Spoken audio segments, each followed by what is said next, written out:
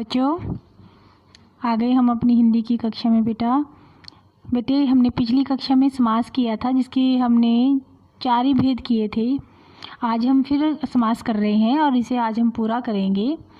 समास हमने आप पिछली कक्षा में पढ़ा था कि अर्थपूर्ण जो शब्द हैं उन्हें जब वाक्य में परो दिया जाता है और उसके बाद वो जो है एक रचना हो बनकर समास बन जाते हैं। देखिए उदाहरण भी उसने दिया है, रंगीन शब्द दिए गए हैं, वाक्यांशों को संक्षिप्त करके बने हैं और वाक्यांशों को इस प्रकार संक्षिप्त करके ही एक शब्द की रचना करने को समास कहते हैं। और जब हम इनका विग्रह करते हैं तो ये अलग हो जाते हैं। जैसे आपके सामने यज्ञशाला है, यज्ञ के लिए शाला, तो वो हमने क्या किया था, विग्रह कर दिया था। और यज्ञशाला जो बना हमारा, उसका एक शब्द वो हमारा समास है। हाँ जी, हम थोड़ा सा रिवाइज कर लेते हैं कि 2 या 2 से अधिक पदों अथवा वाक्यांशों को संक्षिप्त करके नए शब्द बनाने की प्रक्रिया को हम समास कहते हैं। और समस्त पद और समास विग्रह क्या है? समास रचना में जो 2 पद होते हैं, पहला पूर्व पद और दूसरा उत्तर पद कहलाता है। इन दोनों के समास संक्षिप्त मेल से नया शब्द समस्त पद कहलाता है। हमने पढ़ा था ना, जब हम समास कर रहे थे, मैंने आपको पिछली कक्षा में भी समझाया था, पहला पद और दूसरा पद। उदाहरणों में यज्ञ, चार, रक्त और जे पूर्व पद हैं। शाला, पाए, कमल और कतरा उत्तर पद हैं तथा इनके मेल से बने नए शब्द क्या बन जाएंगे? देखो, यज्ञ और दूसरा उत्तर पद शाला, तो यज्ञशाला। चार आपका पूर्व पद है और पाई आपका उत्तर पद है, तो चार पाई। ऐसे ही रक्त, कमल और जेब, कतरा समस्त पद बन जाते हैं। और जब हम इनका विग्रह करते हैं, समास विग्रह, जो हमारे पद बना है आपके पास समस्त पद है, उनके पहले जैसे रूप में विस्तृत करके अलग अलग करने की प्रक्रिया को हम समास विग्रह कहते हैं। जैसे राजदूत है, एक समस्त पद है ना, इकट्ठा किया हुआ। राज वैसे देखा जाए तो पूर्व पद है और दूत उत्तर पद, लेकिन अब वो क्या कहता है, आपको समस्त पद है, इसका विग्रह करके बताना है, तो हम क्या कहेंगे? राजा का दूत। हमने पिछली कक्षा में अव्यय भाव समास कर लिया था, जिसके अंदर हमें पता था कि पूर्व अव्यय हो और पूर्व पद ही प्रधान हो, उसे हम अव्यय भाव समास कहते हैं। यथाशक्ति, शक्ति के अनुसार, यथामति, मति के अनुसार, यथा योग्य, योग्यता के अनुसार। तो ये हमारा अव्यय भाव समास था, जिसके अंदर समस्त पद क्या हो? अव्यय हो और पूर्व पद की प्रधानता की वजह से वो भी अव्यय भाव समास बन जाता है। दूसरा हमने किया था तत्पुरुष समास, जिसके अंदर समस्त पद के अंदर पूर्व पद गौण और उत्तर पद प्रधान हो, वो समस्त पद हमारे बन जाते हैं और जिसमें समय की विभक्ति का लोप हो जाता है। हमने पढ़े थे ना, मैंने आपको कारक याद कराए थे इसके अंदर कि हमारे कारक जो हैं वो उसमें आते हैं। शरणागत, शरण को आगत, भयकुल, भय से आकुल, सत्याग्रह, सत्य के लिए आग्रह, गुणहीन, गुण से हीन, राजदूत, राजा का दूत। देखो, का, के, से, के लिए, ये सब हमारी विग्रह क्या है, इसके अंदर विभक्ति नज़र आ रही है हमें। और ये हमारा तत्पुरुष समास था। फिर हमने पढ़ा था कर्मधारय समास, जिस समस्त पद के दोनों पदों में विशेषण विशेष्य, जिसकी विशेषता बताई जा रही है, विशेष्य की, उपमेय और उपमान दोनों का में तुलना की जाती है, का संबंध होता है, उसे हम कर्मधारय समास कहते हैं। जैसे महात्मा, महान है जो राजा। नील कमल, नीला है जो कमल। चंद्र खिलौना, चंद्रमा रूपी खिलौना। घन श्याम, घन के समान श्याम। कमल नयन, कमल के समान नयन। यहाँ क्या है, हम विशेष्य की विशेषता बना रहे हैं। चंद्रमुख, चंद्र के समान मुख। द्विगु समास, द्विगु समास के अंदर मैंने आपको कहा था सबसे आसान है ये हमारी पहचान इसकी, जिसके अंदर पूर्व पद संख्यावाची और समस्त पद समूह का बोध कराए, उसे हम द्विगु समास कहते हैं।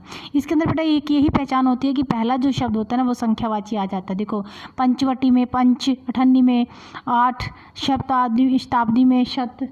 तो इसके अंदर क्या है, पंचवटी 5 वटों का समूह, अठन्नी 8 आनों का समूह, त्रिफला 3 फलों का समूह, तिरंगा 3 रंगों का समूह, दोपहर 2 पहरों का समूह, नवरत्न 9 रत्नों का समूह, चौमासा 4 मासों का समूह। देखिए सभी के अंदर हमें क्या नजर आ रहा है, पूर्व पद संख्यावाची। ये द्विगु समास की पहचान होती है, जहाँ पर पूर्व पद संख्यावाची होता है और सारा जो समस्त पद है वो समूह के रूप में होता है। ग्रुप, समूह को ग्रुप कहेंगे हम, ग्रुप में होगा और संख्यावाची होगा, उसे हम द्विगु समास कहते हैं। हाँ जी, अब ये हमारे पास द्वंद्व समास, इसके अंदर क्या है, दोनों पद प्रधान है बेटा, राइट। दोनों पद प्रधान होते हैं और विग्रह करने पर इनके बीच में और अथवा या बीच में लगाए जाते हैं, इन्हें हम द्वंद्व समास कहते हैं। माता पिता, हटा देंगे योजक चिन्ह को तो क्या बन जाएंगे, माता और पिता, रंक राजा रंक राजा और रंक, रात दिन रात और दिन, सही गलत सही या गलत, चाय कॉफ़ी चाय या कॉफ़ी। तो यहाँ पर जब सब हमें क्लियर हो रहा है, बीच में जहाँ निशान हमें योजक का नज़र आ रहा है, इसे हटाकर दोनों पद प्रधान होंगे और जब हम उनको विग्रह करेंगे उनके बीच में क्या आते हैं, और या इन दोनों पदों के बीच में होंगे, तो वो हमारे द्वंद्व समास कहलाते हैं। इसके बाद है हमारे पास बहुव्रीहि समास। जिस समस्त पद के दोनों पदों में से कोई भी पद प्रधान नहीं हो बल्कि किसी अन्य पद की प्रधानता उसके अंदर नज़र आती है, दोनों पद में कोई भी प्रधानता नहीं है, उसके अंदर तीसरा पद प्रधान नज़र आ रहा है हमें। कैसे, देखो, दशानन, 10 हैं आनन जिसके, हमने दोनों पद बोले, 10 सिर वाला है ना, तो 10 हैं आनन जिसके, कौन हो सकता है, हमारे आपके तो हो नहीं सकते। रावण था ना एक, जिसके सिर्फ 10 सिर थे, उसके अलावा आज तक किसी के नहीं हुए। 10 हैं आनन जिसके, रावण, यानी तीसरे की बात हो रही है। गिरिधर, गिरी को धारण करने वाला, यानी गिरी यानी पहाड़, पहाड़ को धारण करने वाले कौन थे, कृष्ण भगवान थे, तो तीसरा कौन हुआ, कृष्ण भगवान का नाम। पीताम्बर, पीले हैं अंबर जिसके, विष्णु भगवान हैं। नीलकंठ, नीला है कंठ जिनका, शिव की बात हो रही है, उन्होंने जय विष पिया था जिसकी वजह से उनका कंठ जो है नीला हो गया था। हम सबका, आपका तो नहीं है ना। तो यहाँ पर दोनों पदों में से कोई भी पद प्रधान नहीं है बल्कि अन्य पद की प्रधानता को दर्शाया गया है, इसे हम बहुव्रीहि समास कहते हैं। अब देखिए बेटा, कर्मधारय और बहुव्रीहि समास में अंतर मैंने आपको सामने दिया। कुछ सामासिक शब्द ऐसे हैं जो कर्मधारय और बहुव्रीहि समास दोनों से बनते हैं। समास विग्रह करके ही इनके बीच के अंतर को हम समझ सकते हैं। कैसे, देखो, कर्मधारय समास में एक पद विशेषण और दूसरा विशेष्य है, या प्रथम पद उपमेय और द्वितीय क्या उपमान होता है। विशेषण और विशेष्य का आपको पता है, जिसकी विशेष्य बात हो रही है, विशेषण जिसकी विशेषता। किंतु बहुव्रीहि समास जो है उसमें पूरा ही पद, समस्त पद ही विशेषण का काम करता है, यानी विशेषता ही उसके अंदर सारी होती है और उसका विशेष्य कोई अन्य पद होता है। नीलकंठ, नीला है जो कंठ, तो ये हमारा क्या है, कर्मधारय समास है। नीलकंठ, नीला है कंठ जिसका, शिव, बहुव्रीहि समास। हमने इसके अंदर क्या बताया है बहुव्रीहि समास के अंतर, कि पूरा समस्त पद विशेषण है, पूरी विशेषता है, शिव भगवान की विशेषता बताई जा रही है, इसलिए तीसरा हमने जो नाम लिया है वो शिव को रखा, इसलिए बहुव्रीहि समास में आया है। और नीलकंठ यानी नीला है जो कंठ, यहाँ पर हमने कर्मधारय समास दिया है, इसके अंदर हमने तुलना की है विशेष्य की विशेषण से। ये फर्क है हमारा कर्मधारय में और बहुव्रीहि समास में। हाँ जी, हमारा था द्विगु समास और बहुव्रीहि समास में अंतर। देखो, द्विगु समास, पहला पद मैंने आपको संख्यावाचक बताया विशेषण और दूसरा पद विशेष्य होता है। जब ये इसके अंदर देखो, दशानन, 10 आननों का समूह द्विगु समास कहलाता है। दशानन, 10 हैं आनन जिसके, सिर हैं जिसके, बहुव्रीहि समास, जिसके अंदर समास में पूरा पद जो होता है, सारा जो हमारे शब्द को पद बनाते हैं ना हमने अर्थपूर्ण, समस्त पद विशेषण का कार्य करता है। इसके साथ ही एक छोटा सा अंतर हो रहा है बेटा, संधि तथा समास में अंतर। हम संधि करते हैं ना, और समास में क्या अंतर है, ये भी प्रश्न है आपके पाठ में। संधि जो होती है वो दो वर्णों का मेल होता है ना, दो ध्वनियों को मिलाते हैं ना, हम दो वर्णों को मिलाते हैं, मात्राओं को मिलाते हैं, उनके मेल से विकार जब उत्पन्न होता है। किंतु समास के अंदर क्या है, दो शब्दों का मेल होता है। संधि में तो आपका वर्ण का मेल हो रहा है, ध्यान दो, वर्ण यानी शब्द, जैसे अ जमा ए, आपकी क्या मात्रा बन जाती है, आ बन जाती है ना, ऐसे ही।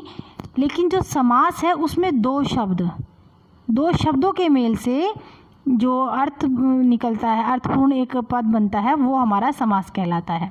संधि में विभक्ति का, शब्द का लोप नहीं होता।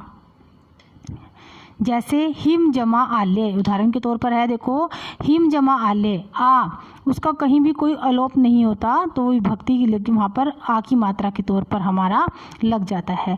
समास में विभक्ति या शब्दों का लोप होता है। जब हम समास को बोलते हैं तो उसके अंदर क्या होती है, विभक्ति लोप हो जाती है ना। हिम के लिए आले तो हिमालय, के लिए विभक्ति कारक लोप हो गया ना, छुप गया वो उसके अंदर, हिमालय के अंदर के लिए जो था वो अंदर उसके लोप हो गया, छिप गया। इसी तरह अन्य उदाहरण देखिए, यज्ञ जमा शाला, यज्ञ यज्ञ अशा जब मिलाकर इन्होंने बनाया यज्ञशाला, और यज्ञ के लिए शाला, तो के लिए जो है विभक्ति क्या हो गई हमारी, लुप्त हो गई, और वो यज्ञशाला शब्द बन गया। तो ये था आज हमारा समास पाठ जो आज ख़त्म हुआ।